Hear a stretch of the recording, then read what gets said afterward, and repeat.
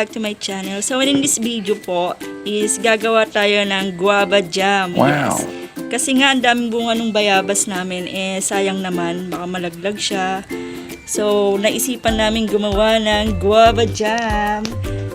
Isa ito sa mga favorite ko, and then pinapalaman namin to sa tinapay, ginagawa naming dessert.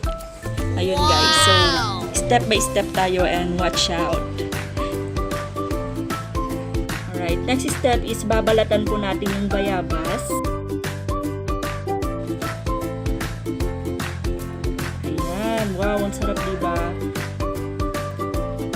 So, para hindi siya masayang ang bayabas, pwede nyo gawin ito, guava jam.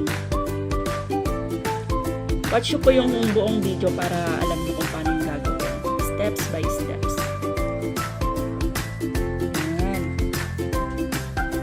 A few moments later. Alright mga besh, ito na, tapos na, nabalatan na po siyang lahat. Alright. Wow. So our next step is ihiwain and tatanggalin ang mga buto-buto. Okay, game.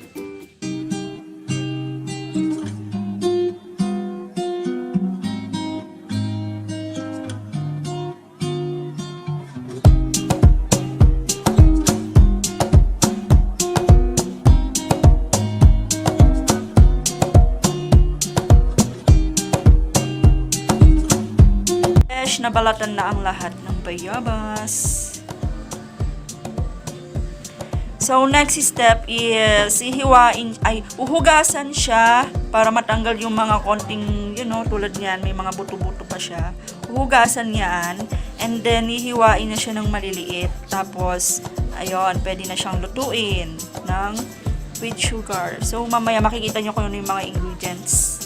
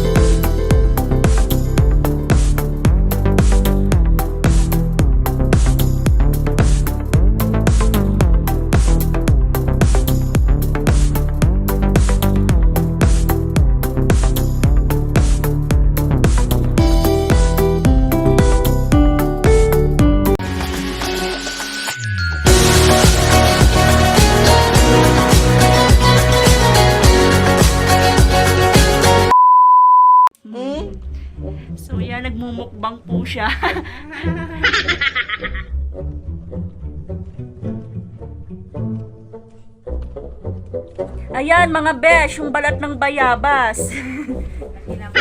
Minumukbang ng kuneho. O ayan, di ba? Napakinabangan pa yung balat ng bayabas. Ayan, mukbang siya ng balat ng bayabas.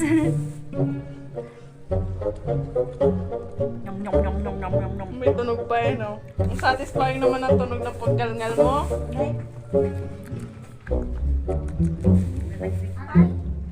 Uy, yan na siya. Shy type siya eh.